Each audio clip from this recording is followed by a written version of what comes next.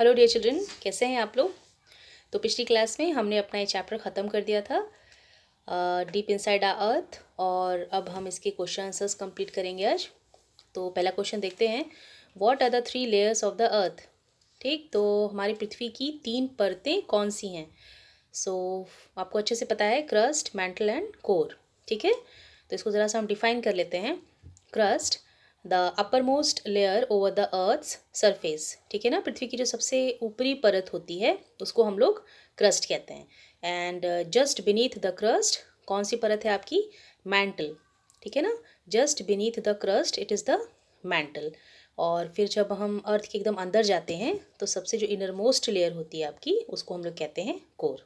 Right, अब हम लोग नेक्स्ट क्वेश्चन देखते हैं, व्हाट इज़ अ रॉक।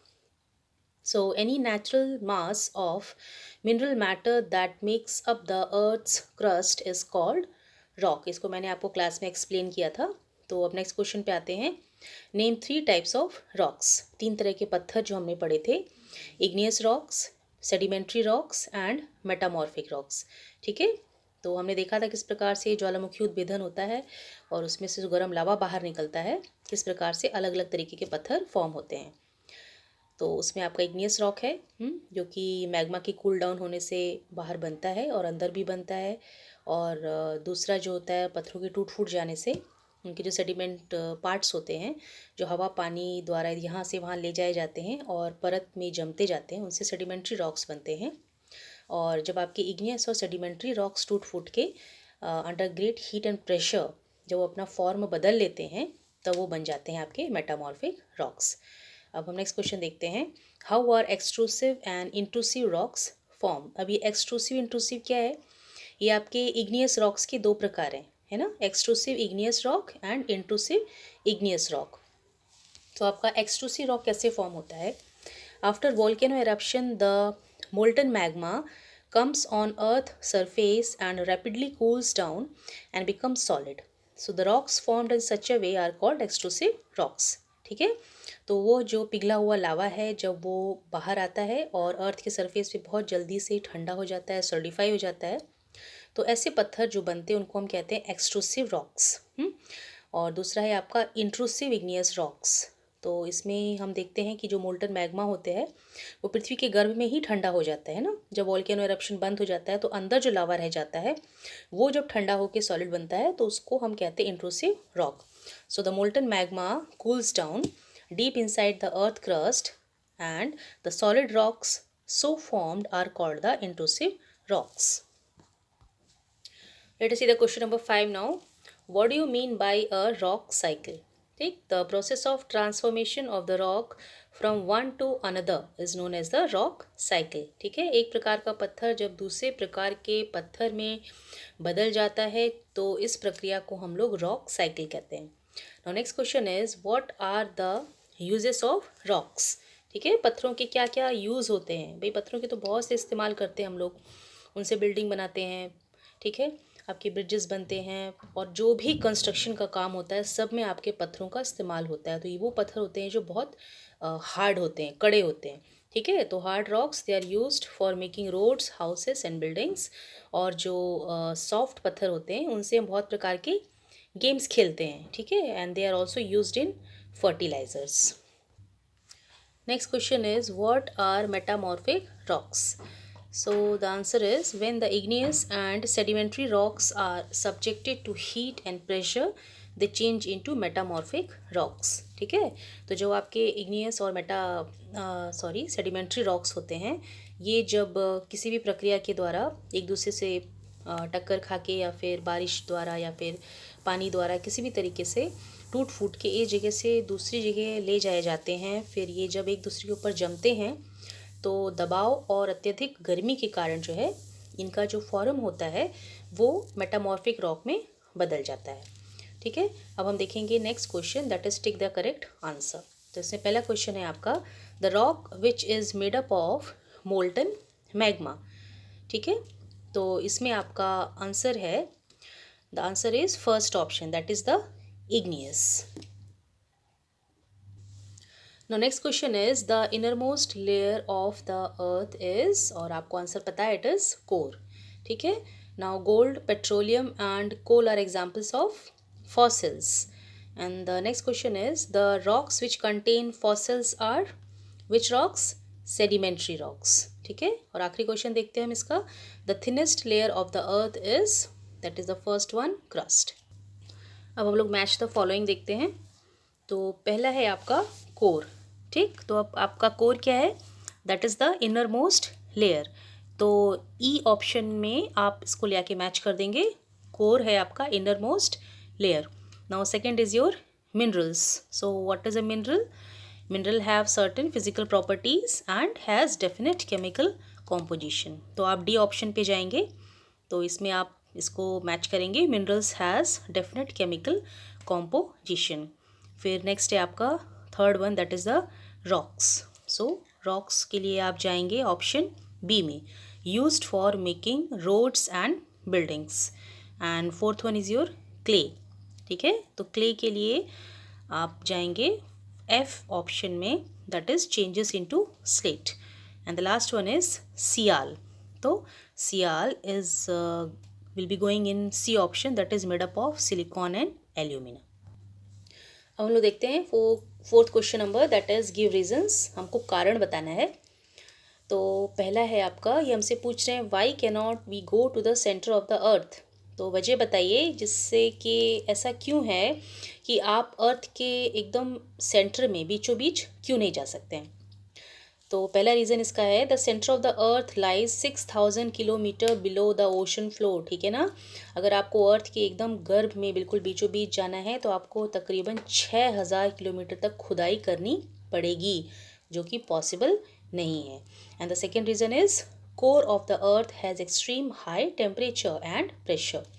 ठीक है, जैसे कि मैंने आपको बताया था, आप जैसे जैसे पृथ्वी की आंतरिक संरचना में जाते हैं वहाँ पे आपकी गर्मी जो है वो बढ़ती जाती है. तो जब आप कोर में पहुँचने की बात सोचते हैं तो वहाँ पे जो आपकी गर्मी है वो अत्यधिक ज़्यादा है. ठीक है, तो ये पॉसिबल नहीं है. And the next reason is there is no oxygen deep beneath. ठीक है ना, तो वहाँ पे आपको ऑक्सीजन नहीं मिलेगी. ठीक है, जिससे कि आपको सांस नहीं आएगी. ओके, तो ये कुछ कारण है जिसकी वजह से हम लोग अर्थ के सेंटर में नहीं जा सकते. Now second thing is sedimentary rocks are formed from sediments. ठीक है, तो इसका हम रीज़न देखेंगे. Rocks hit against each other, they crack and roll down. As a result they get broken down into small pieces और fragments called sediments. ठीक है ना, तो पत्थर जब एक दूसरे में आपस में टकराते हैं, क्रैक होते हैं, चाहे बर्फ़ से या फिर किसी और भी तरीके से, और लुढ़क के एक जगह से दूसरी जगह नीचे आ जाते हैं, है ना, और उसके बाद छोटे छोटे पीसेस में टूट जाते हैं, जिसको हम लोग क्या कहते हैं? सेडिमेंट्स. अभी जो सेडिमेंट्स होते हैं, these sediments are carried away by air, water और एनी अदर सोर्स. अभी छोटे छोटे टुकड़े जो आपके पत्थर के बन गए हैं, इनको या तो हवा या पानी या किसी भी ज़रिए से वो एक जगह से दूसरी जगह जो है वो ट्रांसपोर्ट हो जाते हैं. देन द सेडिमेंट्स लूज, है ना, और इनके जो सेडिमेंट्स हैं वो आपस में लूज़ हो जाते हैं क्योंकि वो टूटते फूटते हैं. They get compressed and harden. ठीक है, इन पे दबाव पड़ता है और ये कड़े बन जाते हैं. And over a time they form layers of rocks. और समय बीतने के साथ साथ वो परतों में तब्दील हो जाते हैं. ठीक है ना, बहुत सारी परतें बन जाती हैं पत्थरों की एक के ऊपर एक, क्योंकि वो कंप्रेशन में रहते हैं, दबाव पड़ता है और बहुत ज़्यादा हीट जनरेट होती है. So these rocks are called sedimentary rocks.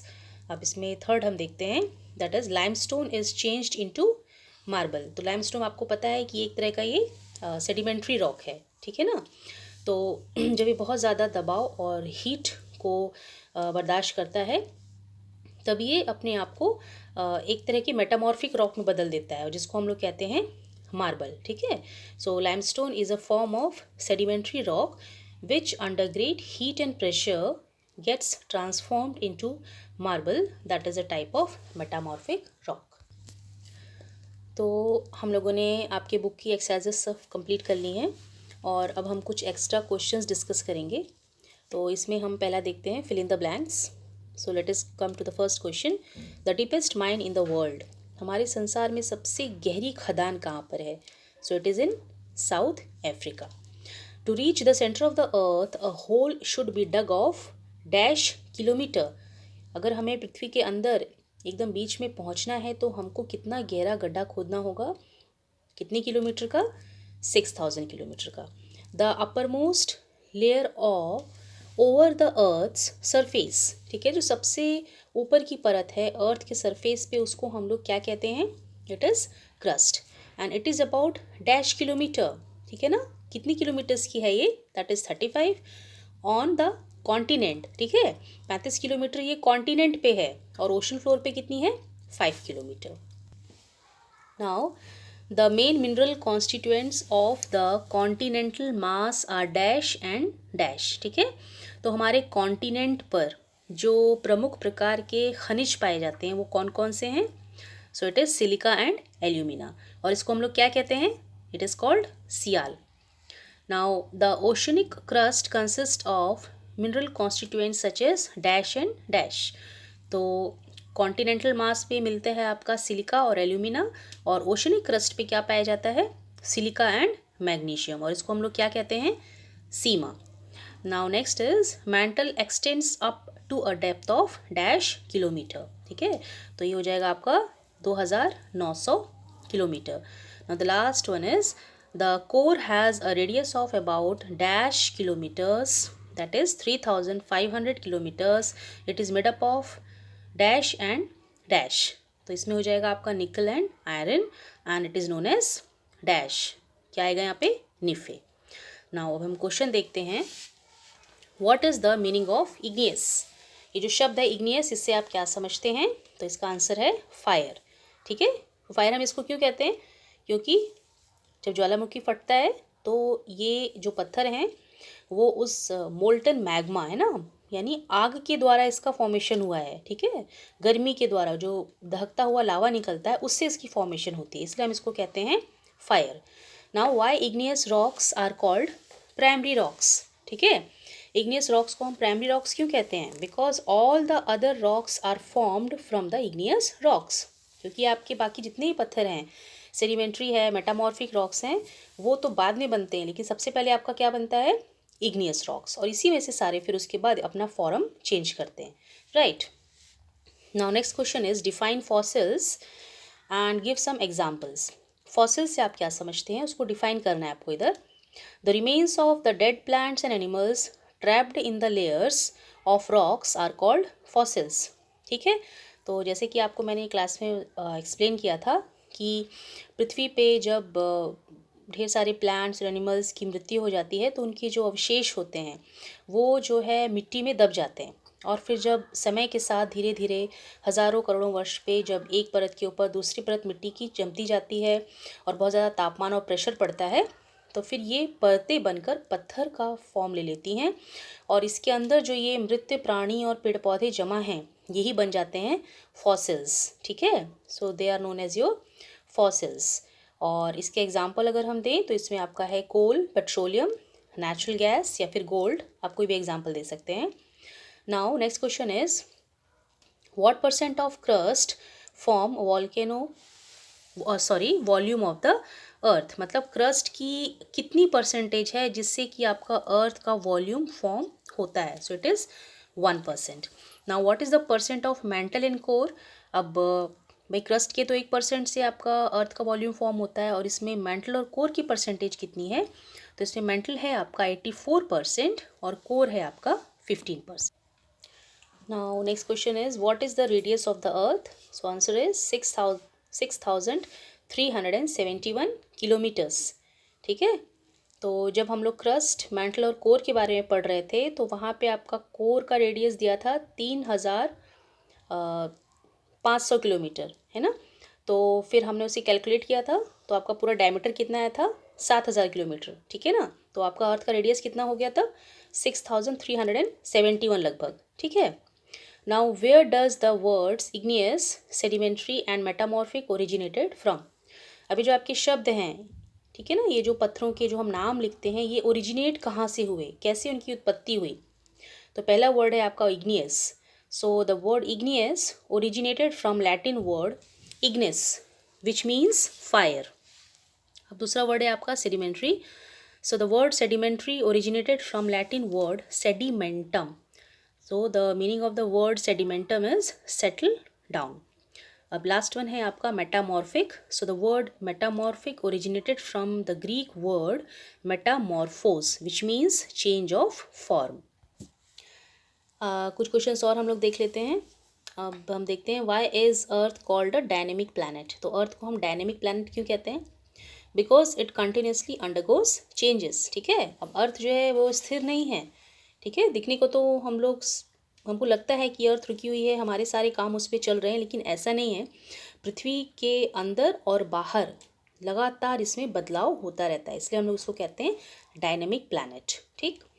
अब नेक्स्ट क्वेश्चन है what are the layers of the earth. तो आपको पता है it is crust, mantle, core.